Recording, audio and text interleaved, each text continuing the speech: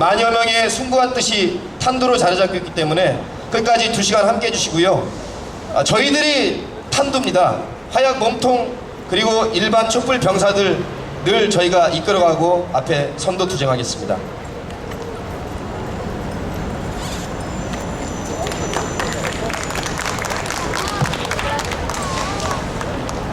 안녕하세요.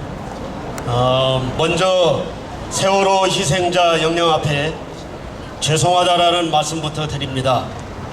그리고 실종되신 분들에 대한 소식이 들려오기를 간절히 기원하겠습니다.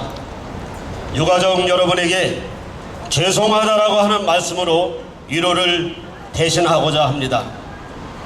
대한민국은 상가로 변했고 국민들은 상주가 되었습니다. 청와대와 정부, 민주화 법치, 언론의 참사를 경험하고 있습니다. 아이들을 지켜내지 못한 어른들은 죄인된 심정으로 미안하다며 고개 들기를 부끄러워하고 있습니다. 이게 국가야? 라는 말로 대한민국은 세월호와 함께 침몰되었음을 인정하고 있습니다. 침몰하는 배에서 가만히 있으라고 한 것은 살인행위였습니다, 여러분. 세월호 침몰의 진상이 밝혀지면서 불법 부정선거에 의한 불법 권력이 얼마나 무책임하고 무능한가를 증명하고 있습니다. 불법 권력과 부정부패한 자본의 결탁은 곧 살인무기라고 하는 것을 입증하고 있습니다. 통곡의 마대가 된 진도 팽목항의 비극은 338명 단원고 학생 전원 구조, 잠시 후 탑승객 전원 구조라고 하는 박근혜와 정부와 언론의 100% 사기로 국민을 속이는 악마 같은 발언으로 시작되었습니다, 여러분. 정부와 언론의 어처구니 없는 사기극은 300명이 넘는 희생자를 만들어내는 참사의 결과를 가져왔습니다. 세월호가 사고를 냈지만은 국민의 생명을 구조해야 할 책임은 박근혜와 그 정부에 있는 것입니다, 여러분.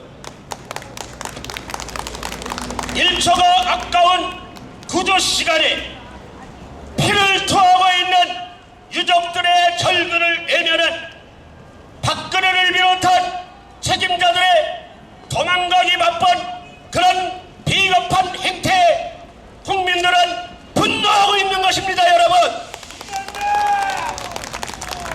국민들은 대한민국이 미워요 라는 원망에서 이게 나라냐 며 절규하고 있습니다.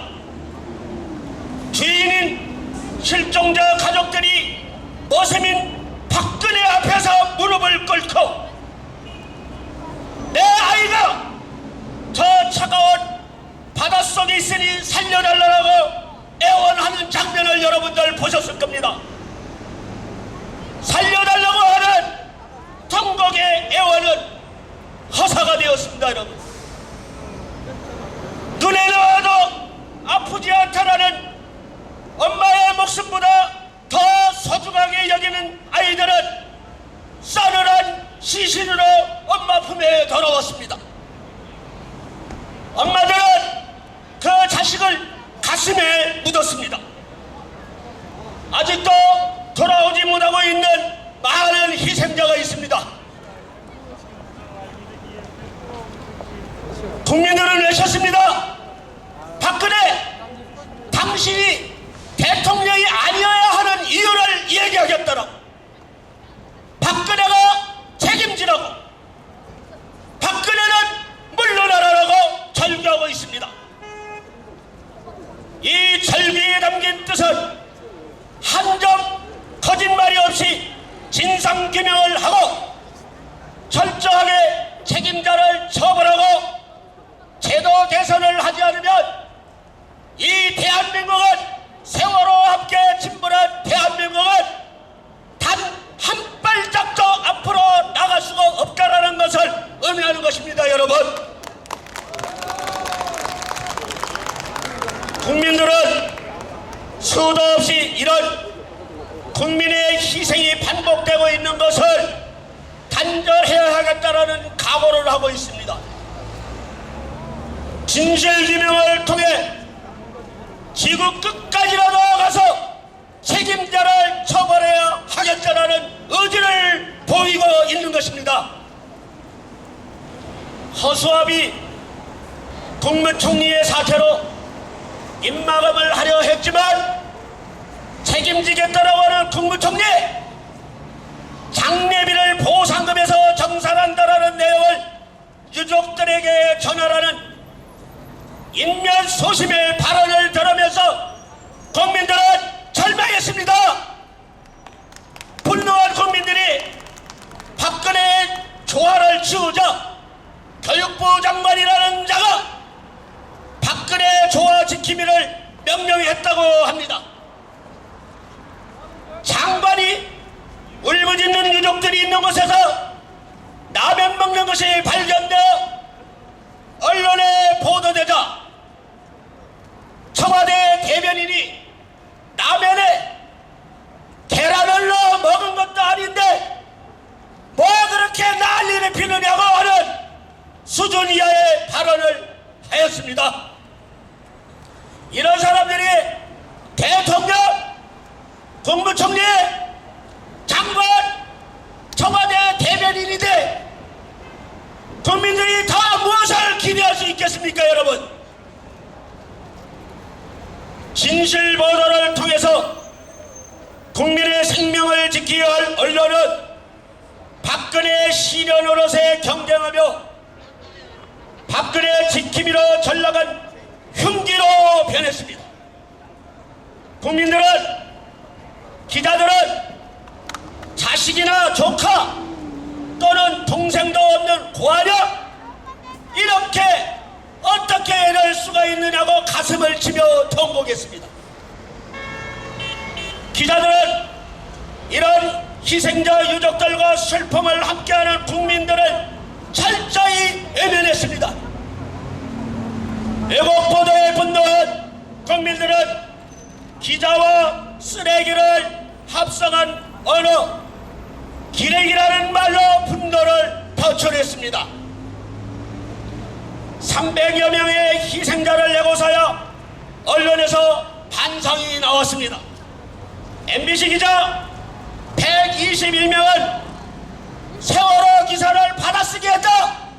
기자와 대한민국 기자가 초등학교 1학년 학생입니까, 여러분?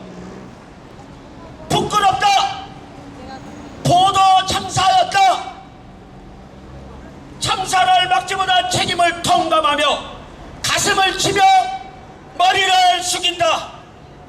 기자 정신과 양심만큼은 결코 저버리지 않겠다. 국민들께서는 우리를 절대 용서하지 마십시오라고 양심선언을 했습니다.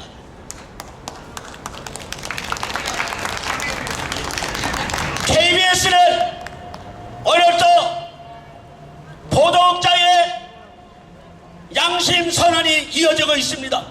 청와대가 지시했다고, 쓰레기 기사를 내보내라고 청와대가 지시했다라고 양심선언을 하고 있습니다. 세월호 침몰사고 유가족들이 추운 새벽 KBS 앞에서 덜덜 떨면서 자식들 영정을 붙들고 품에 안고 눈물 흘릴 때 공영방송 KBS 사장 어디 있었느냐고 KBS 기자들이 외치고 있습니다. 박근혜가 진도체육관에 왔을 때 항의하는 실종자 가족들의 목소리를 방송에서 빼버리고 박수 소리만 나갔다. 왜곡 보도였다고 양심선언하고 있습니다. 내가 유가족이라도 KBS는 꼴도 보기 싫을 것입니다.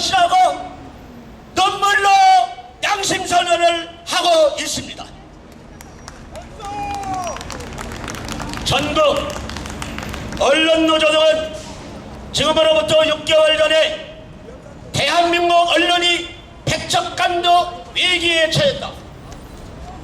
권력을 감시할 언론 기능의 기본과 상식이 처참히 무너졌다.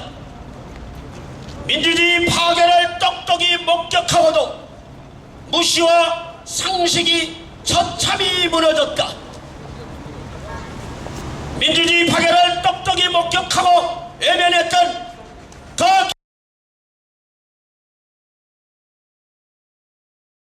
이렇게 또 얘기했습니다. 알려야 할 것을 알리지 않는 언론은 곧 사악한 권력의 일부, 민주주의 파괴의 공범으로 전락한다는 사실을 우리는 비통한 심정으로 목도하고 있다. 말은 잘합니다. 국정원과 국방부 등의 대선 개입에 대해서 민주주의를 약탈해간 도둑과 이를 두둔하는 세력을 꾸짖지는 못할 망정 범행 자체가 사소한 이슈인 것처럼 여론을 호도하고 있다.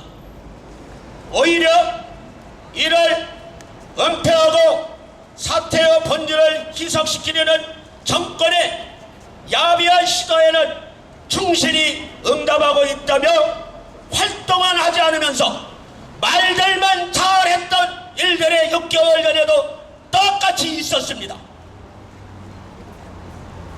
언론노조가 말했듯이 이명박근혜의 불법 부정선거로 민주주의를 파괴하고 민주주의를 약탈한 도덕을 꾸짖는 것이 아닌 범행을 은폐시키고 두둥까지 한 것이 언론의 가장 큰 범죄입니다.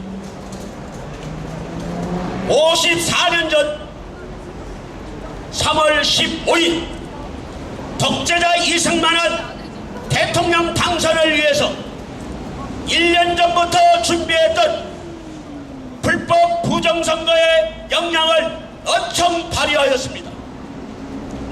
40%를 사전투표했고 3인조 5인조 의원 반공개 투표를 하였으며 자유당의 완장부대를 동원해서 주권자를 위협하고 야당 장관위를 몰아내고 투표함을 바꿔치고 득표서를 조작 발표하는 등 부정수법을 총동원한 선거가 아닌 권력이 폭력으로 변하면 어떤 폭력을 행사하는지를 총체적으로 보여준 민주화 국민들의 주권을 말살자행하였던 것입니다. 국민들은 불법 불의한 권력에 항거하여 우리 선배들이 어떻게 하였는지를 말씀드리겠습니다. 이승만을 쫓아냈습니다. 불법 당선자 부통령 이기붕 일가는 자살을 했습니다. 부정선거를 주관했던 내무부 장관 최인길은 부정선거 혐의로 교수형에 처했습니다. 우리 선배들이 불법 부정선거에 대해서 이렇게 정의를 세웠던 것입니다. 오늘 우리는 무엇을 하고 있습니까, 여러분? 3.15 불법 부정선거보다 지난 18대 대선의 부정선거는 더 악독했었습니다. 국민들은 이런 불법 부정선거에 대해서 증거를 가지고 박근혜, 이명박 전 국정원장 원세훈, 전 중앙선거관리원장 대법관 김용환 등 9명을 내란죄 및 국헌문란죄로 고발하였습니다. 박근혜에 대해서는 대통령 직무정지 가처분까지 했습니다. 그리고 대선은 불법 부정선거로 선거가 무효라고 하는 선거 무효 소송을 국민들이 제기하였습니다. 그러나 1년 4개월이 넘도록 대한민국의 법을 지켜야 할 최고 기관인 대법원이 위법을 자행하면서 재판 자체를 하고 있지 않습니다. 위법, 편법, 불법 판검사에게 떡값 주는 것이 관행이라고 떳떳하게 주장하며 용인되는 대한민국이 부패공화국이라면 여러분, 우리는 희망을 찾을 수 없습니다. 맞습니다. 세월호 참사는 무책임한 청와대 등 정치인 단 한 명의 생명도 구하지 못하는 무능 정부, 부패한 언론의 애국 보도로 인해서 대한민국을 통곡하게 만들었습니다. 국민들의 가슴에 대못을 박았습니다. 여러분, 이런 청와대, 정부, 언론 용서할 수 있습니까? 그런데 국민들의 이런 절대 고통의 시간을 악용해서 박근혜와 청와대의 불법 부정부패를 구하기 위한 대선 부정선거와 국정원 간첩 조작 사건, 최동욱 검찰총장 혼외자 인권침해 사건 등의 탈주를 시도했습니다. 혼자만 살겠다고 어린 생명들에게 가만히 있어 말만 반복하면서 탈출한 세월호 선장과 똑같은 행태를 보여주었습니다. 진실은 주머니 속에 선 것입니다. 반드시 나오게 되어 있습니다. 불법 권력으로 진실을 축소 은폐하려고 하면 그 선것은 자신의 낭심을 찌르게 될 것입니다.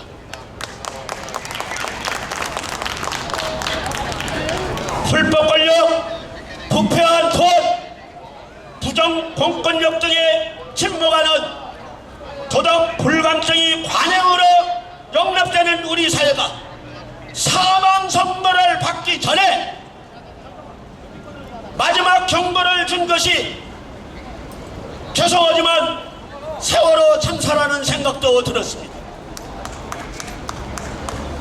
이 참사에 대해서 진실만에 의한 철저한 진상규명이 이루어지도록 국민들의 마음을 하나로 모으고 흩어지지 않기를 여기 모이신 국민 여러분께 간절히 호소드립니다. 감사합니다.